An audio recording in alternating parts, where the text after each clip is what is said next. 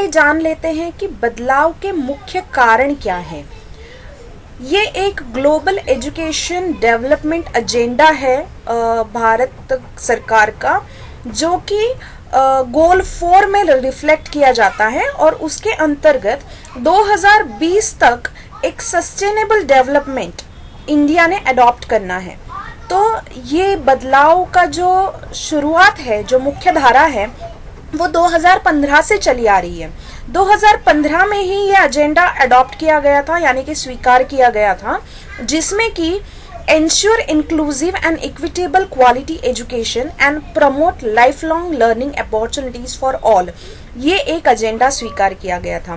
तो इसमें क्या है कि इंक्लूसिव यानी कि सर्वसमावेशक और इक्विटेबल समसमान तरीके से क्वालिटी से एजुकेशन सबको मिलनी चाहिए, इसके बारे में सजगता से कार्रवाई की जाएगी। इसके बारे में सजगता से कुछ बदलाव किए जाएंगे।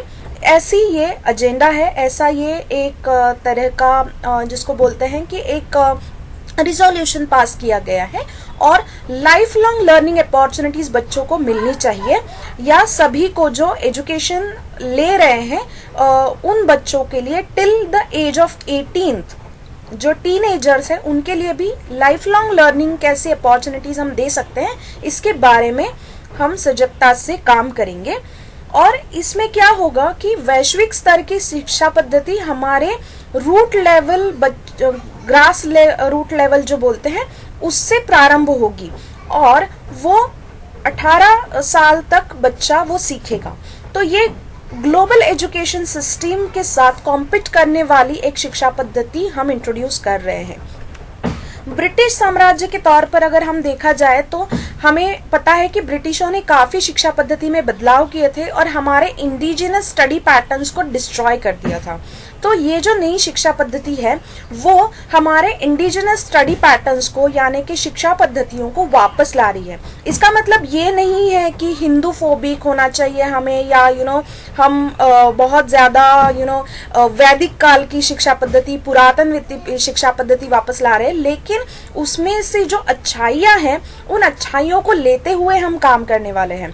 तो जो भारत सरकार ने तय की हुई पॉलिसी है, उस पॉलिसी के अंतर्गत जो मैकॉले शिक्षा पद्धति थी, या एक तरह का जो इंग्लिश या ब्रिटिश ओरिएंटेड शिक्षा पद्धति थी, उसको बदलकर हम सही हिस्ट्री, अलग अलग मल्टी डिसिप्लिनरी अप्रोच लेते हुए बच्चों को सिखाएंगे, जो कि एक काफ़ी स्वागतार्ह या वेलकमिंग स्टेप है गवर्नमेंट ऑफ इंडिया से।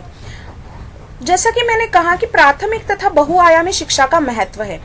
प्राथमिक शिक्षा पद्धति मैं इसलिए यहाँ पर बताना चाहूँगी कि हमारे जो रूरल एरियाज़ है या गवर्नमेंट स्कूल्स हैं, उसमें ज़्यादातर से देखा गया है कि दूसरी तीसरी कक्षा तक बच्चे स्कूल छोड़ देते हैं, क्योंकि उनको प्राइमरी न्यूमरेसी और लिटरेसी यानी कि जो वाचन और गणितीय प्रक्रियाएं हैं उसमें कठिनाई महसूस होती है।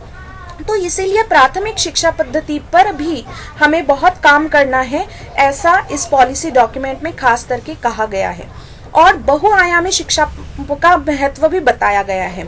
हम अभी तक जानते थे कि 12वीं के बाद बच्चा क्या लेगा, तो आर्ट्स, साइंस या कॉमर्स के 3 स्ट्रीम्स होते थे और उसमें से कोई बच्चा चुनता था और आगे उसकी पढ़ाई होती थी। यानी कि 20 साल का होने तक उसको एग्जैक्टली पता नहीं था कि वो कौन से स्ट्रीम में है, या उसका आगे भविष्य क्या बनने वाला है। वो मल्टी डिसिप्लिनरी या मल्टी स्किल्ड अप्रोच कभी नहीं ले पाता था। एक ही तरह से वो एक ही पैटर्न में शिक्षा पद्धति ग्रहण करता था, शिक्षा ग्रहण करता था। लेकिन अभी क्या होगा, 6th स्टैंडर्ड से ही बहुआयामी यानी कि मल्टी डिसिप्लिनरी एजुकेशन बच्चों को दिया जाएगा, जिसमें कि आपको सब्जेक्ट्स के बहुत सारे ऑप्शंस अवेलेबल हैं। वोकेशनल ट्रेनिंग को बहुत महत्व दिया गया है। तो बच्चा जब प्राइमरी कक्षा से ऊपर उठेगा तो उसको अलग अलग इंटरेस्ट के हिसाब से अलग अलग विषयों पर अध्ययन करने का मौका मिलेगा, जिससे कि वो 12वीं की कक्षा जब पास करेगा तब वो एक multi disciplinary, multi skilled person के तौर पर उभर कर आएगा। तो ये है बदलाव के मुख्य कारण। जिसके बारे में हमने अभी चर्चा की। इन बदलावों का जो थोड़ा सा और डिटेल एनालिसिस है उसके लिए मैं अलग वीडियो भी बनाऊंगी, लेकिन मैं एक पेरेंट्स को बता देती हूँ कि डरने की कोई बात नहीं है, क्योंकि ये जो बदलाव है वो बहुत स्टेप बाय स्टेप इम्प्लीमेंट किए जा रहे हैं और स्टेट वाइज इसकी जो एप्लीकेबिलिटी है उसमें भी कुछ क्या बोलते हैं कि फ्री हैंड दिया हुआ है, तो आपके स्टेट के अनुसार इसको इम्प्लीमेंट किया जाएगा। स्टेट के रूल्स भी इसके लिए एप्लीकेबल होंगे, जैसे एज क्राइटेरिया हो गया या इम्प्लीमेंटेशन के लिए 2025 साल तक की मोहलत दी गई है, ये सारी चीजें इसमें आएगी।